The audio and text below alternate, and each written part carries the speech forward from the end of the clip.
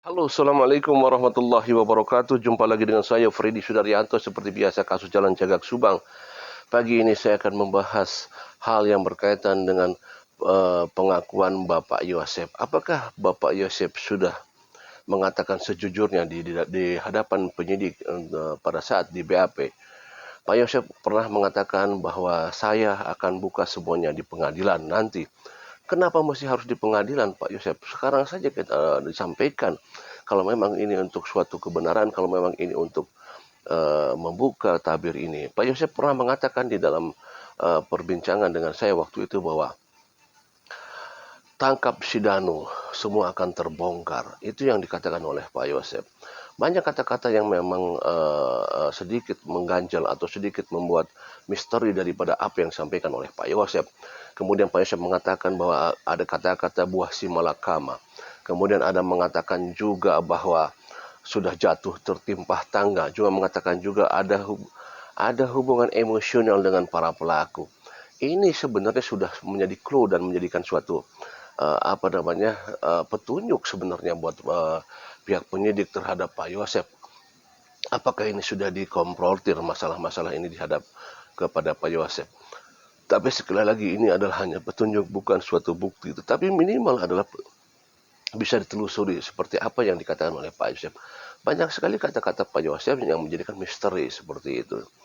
Ada hal yang dikatakan bahwa apa yang disampaikan oleh Danu di dalam BAP itu betul adanya pertanyaan. Tetapi tokohnya lah yang berbeda. Kenapa bisa demikian? Apakah memang sudah mengetahui Pak Yosep apa yang sebenarnya terjadi? Ini sangat misterius sebenarnya. Jujur saja, ada hal-hal yang membuat saya berpikir di sini, apakah Pak Yosep belum mau mengatakan yang sebenarnya? Apa yang terjadi di TKP sana? Kesaksian Danu di dalam prarekonstruksi begitu jelas, begitu kronologisnya, begitu genre. Danu memperagakan setiap gerakan-gerakan di hadapan LPSK, kejaksaan, juga penyidik. Begitu lancar, begitu terperinci semuanya. Tetapi walaupun ada hal-hal yang masih janggal, salah satu banyak diantaranya seperti itu. Tapi oke lah, itulah sebenarnya sudah merupakan kontribusi daripada Danu yang memberikan semua keterangan-keterangan. Minimal kita sekarang jadi terbuka dibanding sebelum-sebelumnya yang serba tertutup. Walaupun kita sampai sekarang masih bertanya apa yang menyebabkan Danu baru membuka hari ini. Apa dan yang ada di pikiran Danu sehingga Danu bisa mau membuka, apakah tertekan ataukah ada orang yang menyuruh. Masih tanda tanya yang sampai sekarang ini. Ada pernyataan dari Pak Yosep yang saya jadi berpikir juga ya. Akan saya coba buka ini pernyataan dari Pak Yosep ya. Kita dengarkan. Hese tegasana lah atuh henga gaplok. Aing jadi korban katilu meureun. Ya, coba kita cermati sekali lagi. Ini adalah suara Pak Yosep. Hese tegasana lah atuh henga gaplok. Aing jadi korban katilu meureun.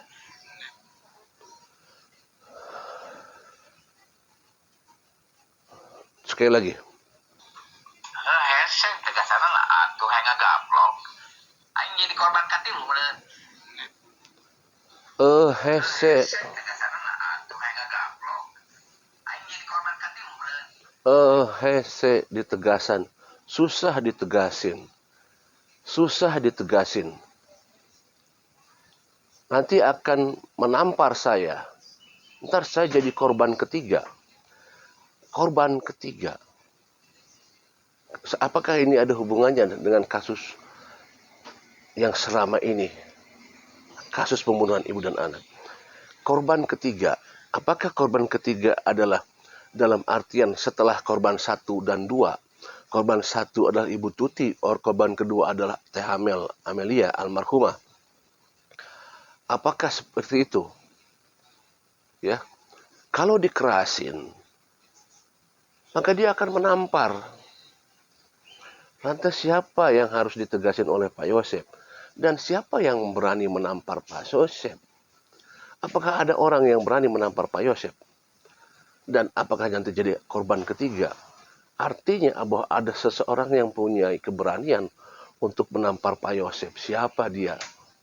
Oke, kita lihat bahwa Pak Yosef adalah orang yang disegani di daerahnya. Ya, kita tahu informasi di tetangga, di masyarakat, Pak Yosef itu orang berani. Tapi ini ada orang yang berani. Kalau ditegasin, berarti ini menegasin siapa? Menegasin siapa? Dan yang ditegasin itu akan menampar balik. Dan kalau sudah ditampar balik, Pak Yosef mengatakan apakah mungkin jadi orang korban ketiga? Seolah-olah ini kalau saya lihat dari perkataan ini, Pak Yosef mempunyai sesuatu hal yang diketahui oleh Pak Yosef dengan kemampuan orang itu.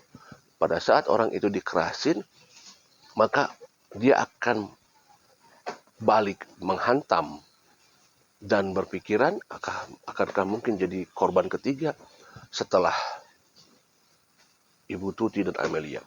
Apakah itu yang dimaksudkan oleh Pak Yosef?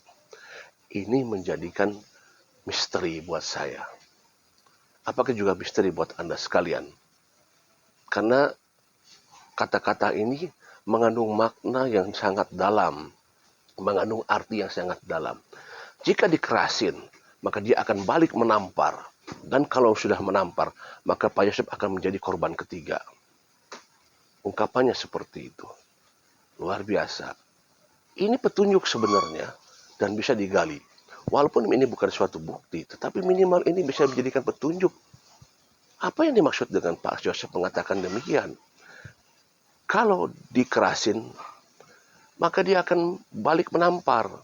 Siapa yang dikerasin? Orang siapa yang dimaksud ini? Orangnya siapa yang dikerasin? Dan dia akan menampar balik. Sehingga berpikiran bahwa akan jadi korban ketiga.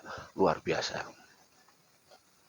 Mari kita berargumen sekarang. Atau menganalisis. Atau menduga-duga. Siapa orang yang dimaksud oleh Pak Yosef?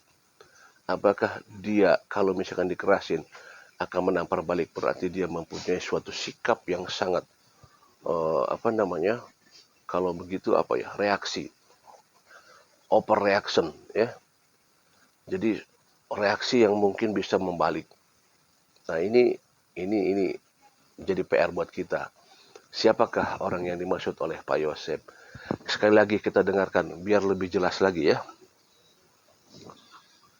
Heseng tegasana lah atuh henga gaplok. Aing jadi korban katilu meureun.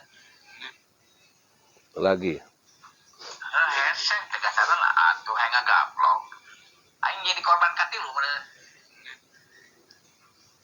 Heseng tegasana lah atuh henga gaplok. Aing jadi korban katilu meureun. Aing jadi korban katilu meureun. Seolah-olah menyatakan kalau misalkan dia bermain-main dengan orang itu, hati-hati akan jadi korban ketiga. Apakah memang orang itu mempunyai karakter yang tiba-tiba bisa keras dengan secara tiba-tiba? Ini yang harus digali. Apakah memang pernyataan-pernyataan Pak Yosef ini memang mengandung banyak misteri? Ya, dimulai dari mengatakan bahwa tangkap si Danu, semua akan terbongkar. Tetapi kalau misalkan sekarang Pak Yosef ditangkap, artinya perkataan Pak Yosef adalah bunuh diri dong kalau begitu. Dan Danu sudah ditangkap. Nah, sekarang Pak Yosef ditangkap, apakah itu mengatakan bahwa Pak Yosef bunuh diri kalau begitu kan? Kata Pak Yosef, tangkap si Danu, semua akan terbongkar. Walaupun jelas memang sekarang sudah mulai merembet. Ya, sampai ke arah-arah petugas-petugas aparat yang sudah diperiksa, walaupun kita tidak tahu hasilnya seperti apa. Ya, apakah juga akan merembet terus nantinya? Tetapi kenapa Pak Yosef mengatakan demikian? Apakah Pak Yosef memang sudah pasrah? Seperti itu, ya, dengan mengatakan demikian, apalagi ditambah dengan buah si malakama dan lain sebagainya. Ini memberikan kode-kode kepada masyarakat, mungkin juga kepada pihak kepolisian, ataukah memang supaya keluarnya jangan dari mulut Pak Yosef, ataukah seperti itu?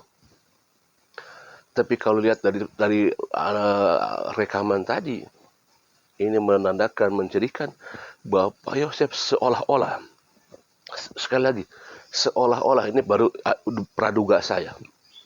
Apakah Pak Yosef mengetahui semua, tetapi belum mau mengatakannya?